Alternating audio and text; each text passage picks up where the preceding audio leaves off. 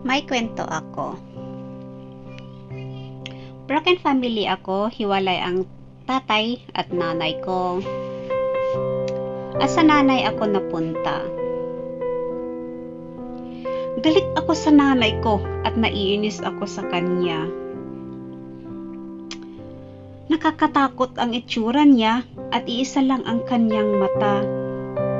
Isang araw, sa elementary school, tinalaw ako ng nanay ko sa school.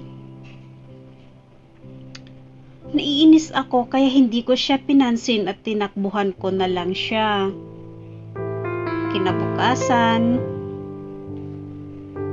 hinarap ako ng mga classmate ko at ang nanay ko daw ay nakakatakot at iisa ang kanyang mata. Pinagtatawanan nila ako lagi.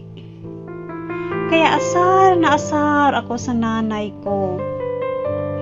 Lumipas ang buong high school year ko na naaasar pa din ako sa nanay ko. Isang araw, nakaaway kami at pinagalitan ako ng nanay ko at sinagot ko siya ng sinagot. Sana hindi na lang ikaw ang nanay ko. Umiyak siya sa harap ko at kung alam mo lang naging mga sakripisyo ko, pero kung ayaw mo sa akin, lumayas ka na dito. Pumunta ako sa tatay ko at doon ako naging halos katulong ako sa bahay ng tatay ko. Kaya pinilit ko ang sarili ko na makapag-aral ng mabuti para makapunta ng ibang bansa at makalayo sa nanay ko at nakagraduate na nga ako. May mga kaibigan na kong tumulong sa akin at nakapagtrabaho sa bansang Singapore.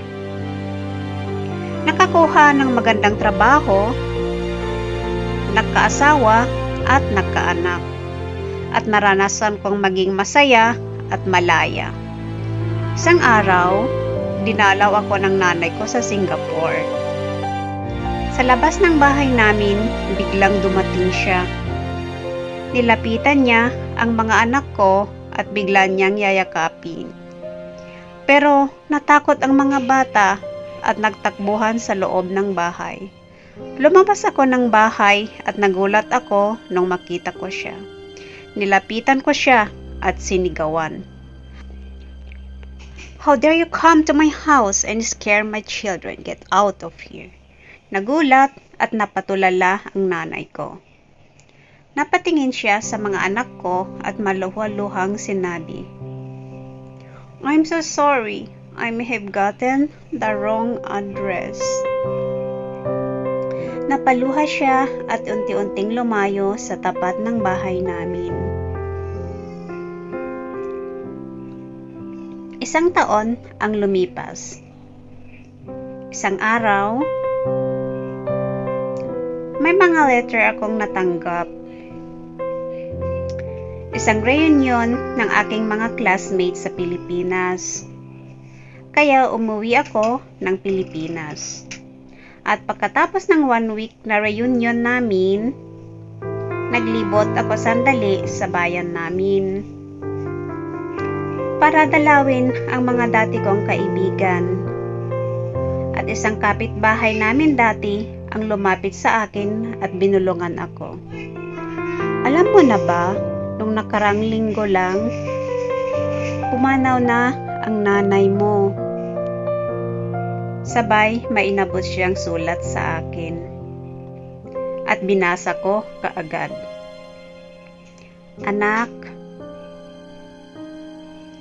pinilit kong makadalaw sa inyo sa Singapore dahil gusto ko lang yakapin o makalaro ang mga apo ko. Pero natakot ko pa sila. Pasensya ka na anak. Gusto ko lang sana ipaalam sa'yo na may malubha na akong sakit at hindi na magtatagal ang buhay ko. Pasensya ka na anak. Kung nakakatakot ang itsura ko at isa lang ang mata ko. Lagi ka tuloy inaasar ng mga classmate at kaibigan mo. Pasensya ka na anak. Ngayon ay masaya at may mapayapa na dahil nakita kong masaya ka na ngayon sa buhay mo. Mahal na mahal kita, anak. Paalam, nanay. Pagkatapos kong basahin ang sulat, binulangan ako ng nag-abot sa akin. May nililihim ang nanay mo sa'yo. Naaksidente ka nung bata ka at mabubulag ang mga mata mo noon. Kaya binigay niya ang isa niyang mata para sa iyo. Nagulat ako sa nalaman ko. Hindi ko alam kung ano yung nararamdaman ko. Biglang nanginig ang buong katawan ko at napaluhod. Inay, patawarin mo po ako sa mga masasamang inasal ko sa iyo. Patawarin mo ako sa lahat-lahat ng di magandang pagtrato ko sa iyo. Inay, sana kung maibalik pa natin ang nakaraan. Gusto kong maramdaman ulit ang pagmamahal mo. Ang pagmamahal ng isang ina. Inay, patawarin mo po ako, inay. Patawad. Huwag nating ikahiya ang ating mga parents kahit anuman ang itsura nila.